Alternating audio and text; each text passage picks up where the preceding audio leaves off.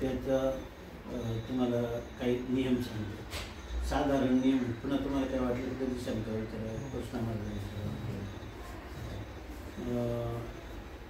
सकाळी उठल्यानंतर स्नान झालं की तुळशीला पाणी घालायचं, आई वडिलांचं किंवा घरातल्या मोठ्या माणसांचं दर्शन करायचं आणि हरिपाठ वाचायचं आणि ज्ञानेश्वरी वाचायचं. किती वेळा तुम्हाला 100-200 काय जे दररोज नियमाने वाचायचं, कळू न कळू तरी वाचायचं. आणि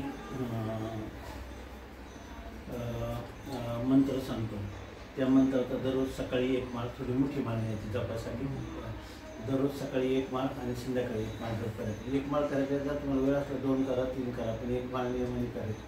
आणि एरवी आपल्या हातात माळा असूनच जपायची तरी आपण मोठ्याने किंवा मनात तरी हा रामकृष्ण हरी या मंत्राचा जप करू शकता. हा मंत्र तुकाराम महाराजांना मिळाला, परंपरेने गुरुजीने आम्हाला तो सांगितला, तो तुम्हाला सांगतो. तो मंत्र आहे रामकृष्ण हरी. राम शब्दाचा अर्थ आहे आपल्याला रमवणारा, सुख देणारा. कृष्ण शब्दाचा अर्थ आहे आपल्याला रामकृष्ण हरी म्हणताना मन एकाग्र होत नाही.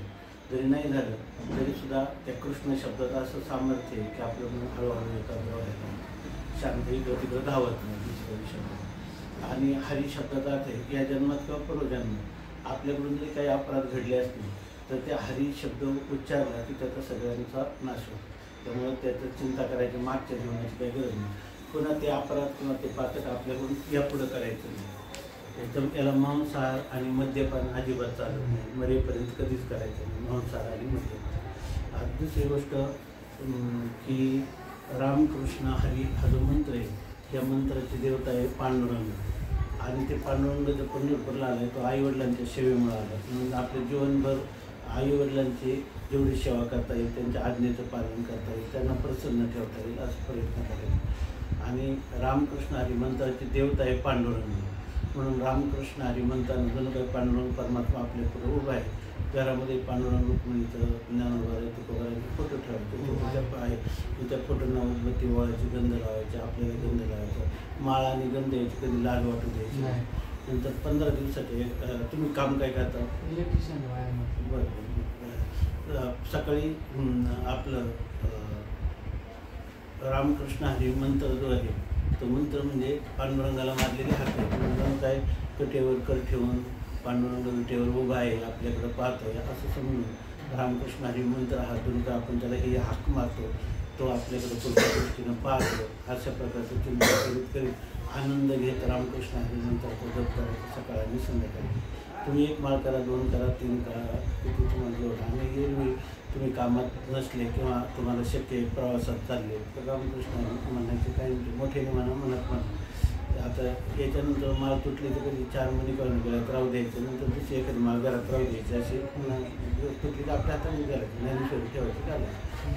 त्याला पुन्हा कोणी घातली पाहिजे असं काही घरातली हे आपल्या आयुष्यभर रामकृष्ण हरी हा मंत्र. आता तुम्हाला काही शंका असलं तर विचारा. 15 दिवसाच्या एकादशीचा उपवास करायचा आणि वर्षातून एकदा आळंदीला आणि पंढरपूरला आपले हात पाय चालतात, जसं आजार तोपर्यंत जायचं राहील. जीवनात जेवढं चांगलं करता येईल तेवढं करायचं, वाईट टाळता येईल तेवढं टाळायचं.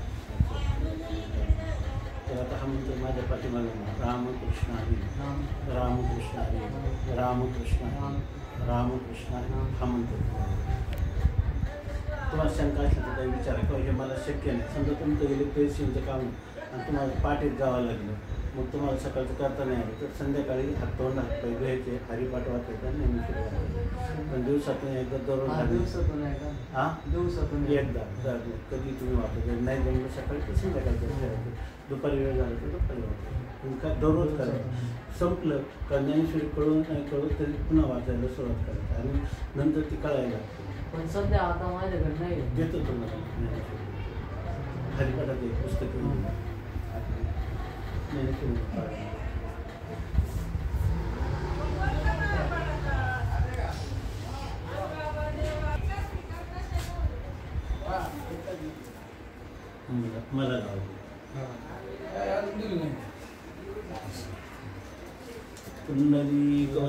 हरी विठ्ठल श्री ज्ञानदेव तुकाराम की जय. माऊली ज्ञानेश्वर महाराज की जय. अजून करताना आहे ना ते पुढचे शब्द आहे शब्दाचे अर्थ त्याचे खाली हे शब्द तुम्हाला एक 4-10 वेळा वाचून झाले मग तुम्हाला वाटेल अर्थ कळावा जेवायला घालू ना.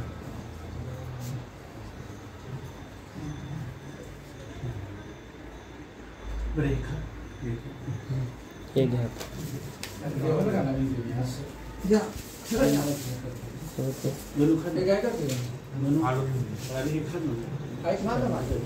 तरी पाया आमची गाडी कशी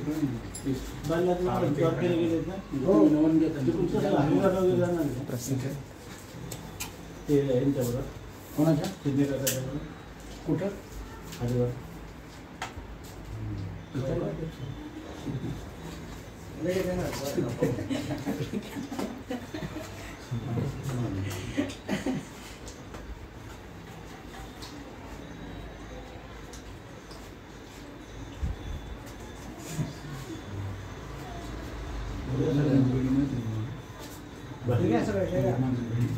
एक नंबरला गाडी गाडी होती ना